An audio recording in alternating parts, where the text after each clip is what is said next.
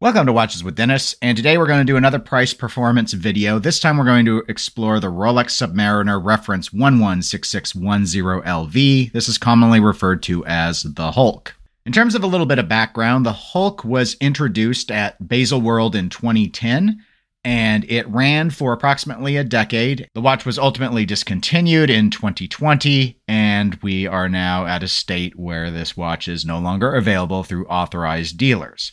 Now, a viewer requested a video to examine this watch, and it actually turned out to be a pretty interesting one to look at from a data set. So let's go ahead and start with a graph that has a $0 y-axis for the beginning point, going on up to about $35,000.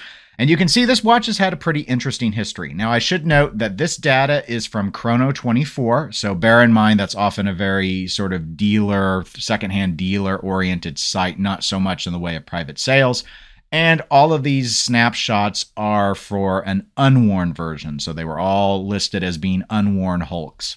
So just something to keep in mind where this watch might value if you actually have one and have been wearing it. But without going into the specifics, you can see on the graph that the watch started our examination period of January 2019, so pre-pandemic, at over $10,000, actually over $12,000.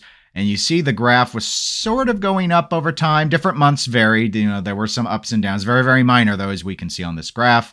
We see the first major uptick towards the second half of 2020. Then we start to see gradual increases, but steeper than before through 2021 until we start to get towards 2022. And then the graph skyrockets way, way up to just under $35,000. And then as we see at the end of the graph, it starts to bend back down somewhat dramatically. And that's sort of where we are currently. So let's go ahead and zoom in to get a better examination of the various bends of this graph. And as I noted, there's a lot of interesting things that came up when I was looking at this watch. So I actually have a few data points highlighted. So here we're going to use a y-axis of 10,000 to 35,000. So just again, as a reminder, we no longer have a $0 y-axis, so just bear that in mind. Again, as I noted, I started this examination at January 2019. At that time, the market average price on Chrono24 was $12,139. Now, the first big increase, and it's not big compared to what we see at the end of the graph, but we stay kind of looking towards the middle. You see that very first big spike was September 2020, and it was a big spike. August 2020's price was $15,538, whereas the average price in September 2020, as you can see on the graph, is $18,701. What was the change? As you can see highlighted in my data point entry, that is the month where the announcement that the Hulk would be discontinued came out. So Rolex had unveiled their new watches. It was noted that the Hulk is no longer in that lineup, and so demand went up. But right after that initial discontinuation spike, the price didn't continue to just dramatically go up. Yes, it did go up. It got up over $19,000. Then it fell under $19,000 around the start of 2021. And then throughout 2021, that price continued to creep up. The dramatic spike in pricing really kicked in, though, at the end of 2021. October's average pricing on Chrono24 was $21,857, but then in November it was $22,916, then in December it was $23,751, January $25,764, and as you can see, that just kept going up more and more and more.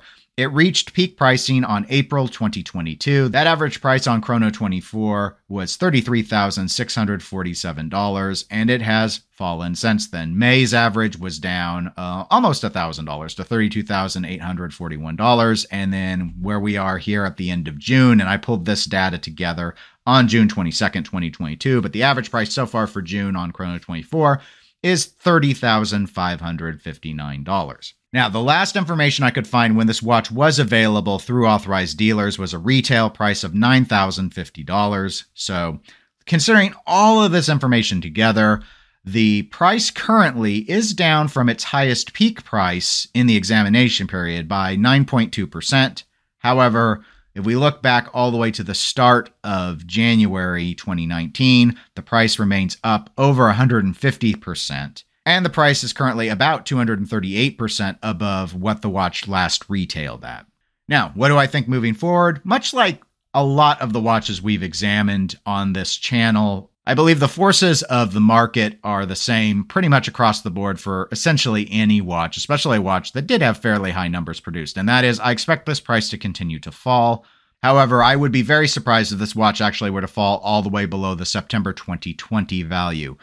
It's a little tricky because the pandemic was well underway as of September 2020, but I don't really think the spike we saw there was related to, say, stimulus dollars or people not yet traveling a lot. We didn't really know yet how significant things were going to be. In the United States, it was really March of 2020 where pandemic controls started to go into effect and people started to really get concerned. So that was still relatively early on.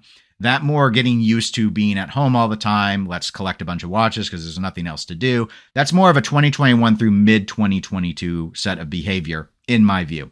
So the spike that we saw in September 2020, that's more about discontinuation. The watch is still discontinued, so there's no real reason for me to expect that the price would fall below the floor that has established, unless some rival Rolex watch came out that sort of sucked away all that Hulk audience, and currently that just doesn't exist. So yes, I do think the price will continue to come down more from where we are currently, but I do think it's going to probably stay above that $19,000 threshold. So I'm going to guess the watch is going to settle out somewhere between $20,000 and $30,000. And yes, that's a huge range. It's a very, very cautious guess, but hey, I'm not here to do forecasting. I'm here to do some examinations of just what the behavior has been.